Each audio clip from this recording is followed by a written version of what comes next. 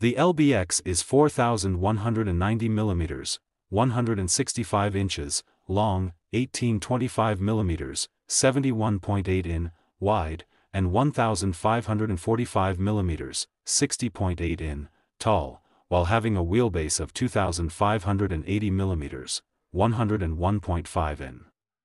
Riding on 18-inch wheels as standard equipment, the petite Lexus is actually slightly bigger than the Yaris Cross and tips the scales at 1,280 kilograms, 2,821 pounds.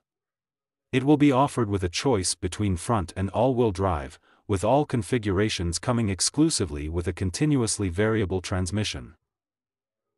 At the heart of the LBX is a hybrid powertrain based around a 3-cylinder, 1.5-liter gasoline engine. It produces a combined output of 134 horsepower, 100 kilowatts, and a maximum torque of 185 Nm, 136 pound-feet. It's enough electrified punch for a 0 to 62 miles per hour, 100 kilometers per hour, run in 9.2 seconds and a maximum towing capacity of 750 kilograms, 1,653 pounds.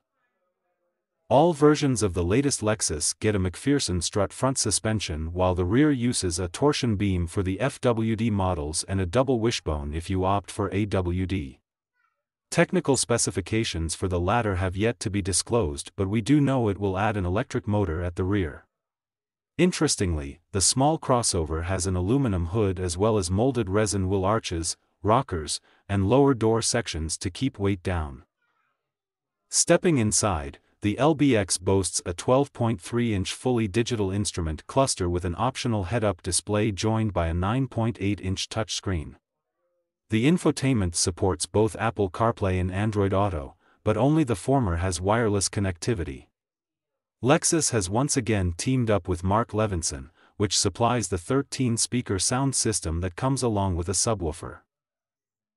Stick to the front-wheel drive model and you get a cargo capacity of 332 liters, 11.7 cubic feet, with the rear seats in place. The AWD-equipped LBX is likely to be less practical due to the extra hardware installed at the back. Lexus mentions it hasn't made any compromises in terms of quality and attention, even though this is the new entry-level model. The LBX is the company's first model for which development primarily took place in Europe. It's scheduled to enter production by the end of this year and go on sale in Europe along with additional markets in early 2024.